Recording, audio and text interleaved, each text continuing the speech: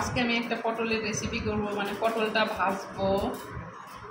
তো পটল ভাজাটা কিভাবে করছি, পটলের রেসিপিটা দেখতে হলে আমার সঙ্গে থাকবে।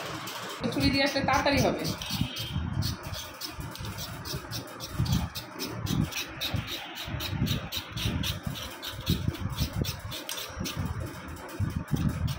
আসলে আমার মনে হয় কি, রান্না করতে আসলে যত শর্টকাটে আমি মানে রান্না শেষ করে যেতে পারি, আসলে এটাই ভালো হয় আমার জন্য। তো এই যে দেখেন, ছুরি দিয়ে তাড়াতাড়ি হয়ে গেছে আমার। তো আমি আরেকটা পটল করবো এইভাবে, সবগুলোকে ছিলে নিই, তাহলে আমার তাড়াতাড়ি হবে।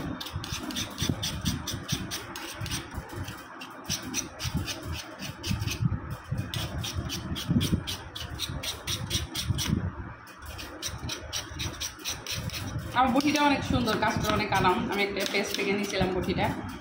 তো তবে বটিটার কি কাঠটা বোধহয় ভালো না, কেমন জানি ডিসকালার হয়ে গেছে। তো দেখি আরেকটা বটি নেওয়া লাগবে আমার, একটু বড়ো সাইজ। আমার পটল সব কটা ছিলা হয়ে গেছে এবং এখন আমি ধুয়ে পানি ঝরাই নিব। তারপরে এটার সাথে কী কী দিব এটা অবশ্যই আপনাদের সাথে আমি শেয়ার করব। দেখছি তো আসলে আমাদের বাসায় দেখা গেছে যে এই ভাজাভাজি ভর্তাটা আমার হাজব্যান্ডের খুবই পছন্দ। তো দেখা গেছে ভাজি করলে হয় কি কমে যায়, আবার কিছুটা থাকলে দেখা যায় যে রুটি দিয়েও খাওয়া যায়। এই আমি কী করি, ফ্রিজে বেশি দিন সবজিটা রাখি না, যত তাড়াতাড়ি সম্ভব ভেজে বা সবজি রান্না করে রাখি, যাতে ফ্রেশ ফ্রেশ সবজি খাওয়া যায়।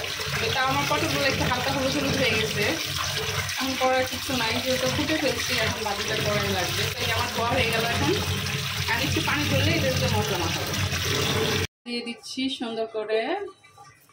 তারপরে দিচ্ছি আমি হলুদের গুঁড়া, যেহেতু এখানে অনেকগুলা পটল একটু বেশি দিচ্ছি। তারপর আমি দিয়ে দিচ্ছি ধনের গুঁড়া।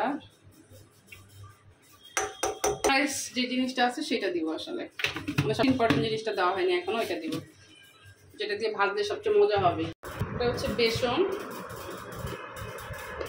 আমার এমনিতেও ইসের বেসন আছে, কি বলে মানে এক্সট্রা ডাল যেটা, এটা হচ্ছে সোলার বেসন যেটা বলে, এটা একটু বেসন দিয়ে দিচ্ছি।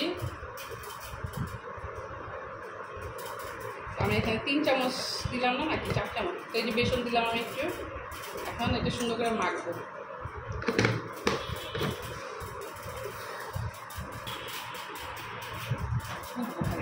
সুন্দর করে মেখে মেখে দিব, একটু মেখে নেই, তারপর বাকিটা আবার দেখাচ্ছি।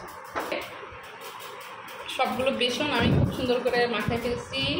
এখন একটু রেস্টে রাখবো, যেহেতু বেসনগুলো শুকনা বেসন, এগুলো আরও ফুলবে। ফুলার পরে আর একটু ভালোভাবে ঘন হয়, এটার সাথে লাগবে 5 মিনিট পর আমি এগুলো গরম ডোবা তেলে ভাজবো।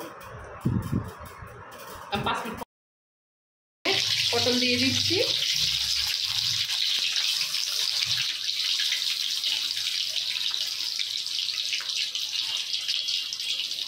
তো এটা আসলে কি পোলাওয়ের সাথে বেশি ভালো লাগে এভাবে খেতে। আজকে যেহেতু পোলাও খাবো না, ভাত খাবো, এই জন্য ভাবলাম কি ভাতের সাথেই দিয়ে দিই। আর কড়াইতে ভাবলাম যে তেল যেহেতু অনেকখানি আছে, কড়াইতেই ভাজি। আর আমার কড়াইতে আসলে ফ্রাই প্যানের থেকে বেশি ভালো লাগে। ফ্রাই প্যান আমার আছে, বাট কড়াইতে আমি বেশি কাজ করি।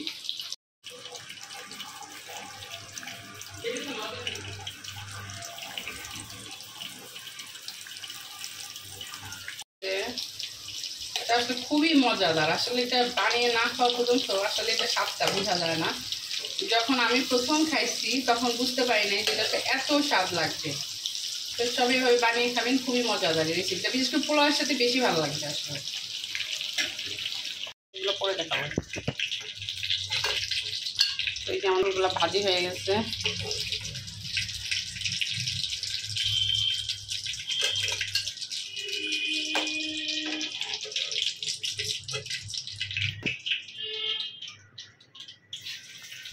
এখন আমার পটল ভাজি রেডি।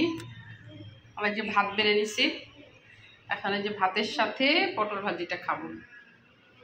তো সবাইভাবে ভেজে খাবেন, আমার কাছে তো ভালো লাগতেছে, আশা করি সবার কাছে ভালো লাগবে।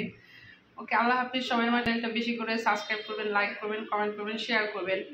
সবাইকে অনেক অনেক শুভেচ্ছা এবং ভালোবাসা এবং দোয়া, আমার প্রতিও সবাই দোয়া ভালোবাসা করবেন। ওকে, আল্লাহ হাফিজ।